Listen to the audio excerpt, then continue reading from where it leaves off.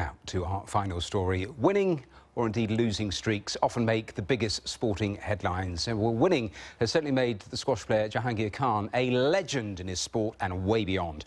The player from Pakistan, widely regarded as the greatest of all time, went 5.5 years without losing between 1981 and 1986. An extraordinary run of 555 matches. Well, I'm joined here by the journalist Alan Thatcher, who has co-authored a new book called Jahangir Khan 555, The Untold Story Behind Squash's Invincible Champion and Sport's Greatest Unbeaten Run. And also here with us is the former professional squash player Danny Lee, who was unlucky enough to face Jahangir Khan several times. Welcome both to the studio. Alan, to you first of all. We'll talk about that 555 number in a moment or two, but I mean, you cannot think of a parallel in any sport, no matter how great somebody has been in their particular sport, compared to Jahangir Khan. Well, squash is such a brutal sport, as Danny felt on many occasions on court.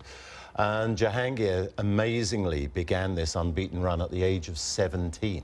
Now, to think of your average teenager being the best in the world at any chosen sport. And why was he so good?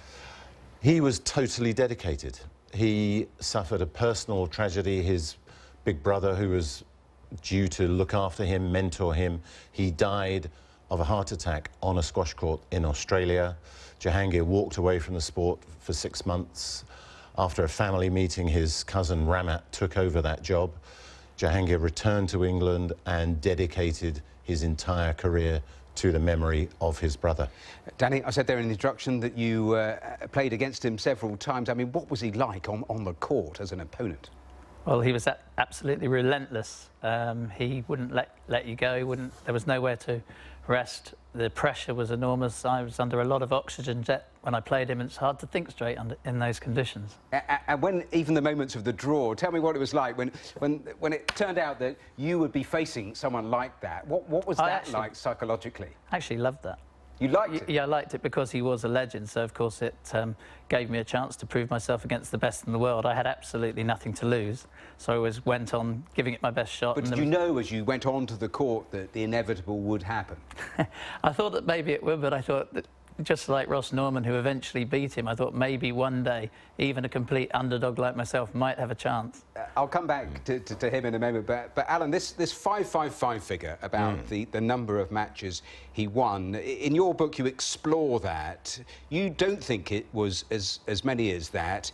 He actually thinks it's more than that. Yes, we're trying to find out who actually came up with that figure, because there are no official records that produce an accurate tally of Jahangir's career. Does it matter? It doesn't. He was a formidable player, the greatest champion. He won the British Open 10 years in a row. And he was just the nicest guy. He was quiet, he was shy, he was polite, but on court, once that door shut, he was just this brutal killing machine.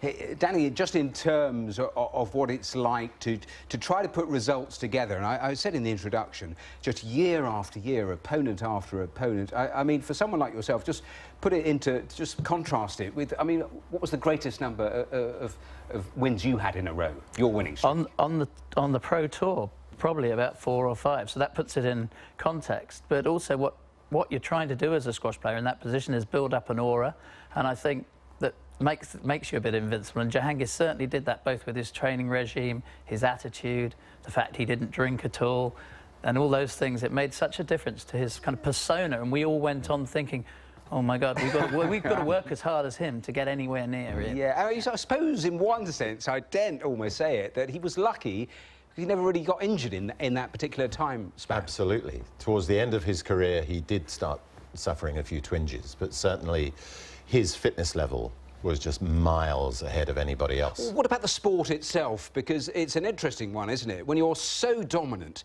in your sport, I mean, is that a good thing for the sport? Well, amazingly, there were secret meetings going on as Jahangir extended this unbeaten record into its 5th year.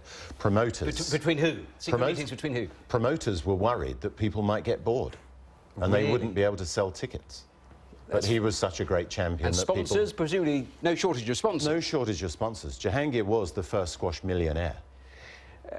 Danny, you alluded to the moment, the shock when Ross Norman actually eventually brought that run to a close. I mean, you were very close in the squash world. What was that moment like when you actually heard that news filter through? I mean, could you actually believe it?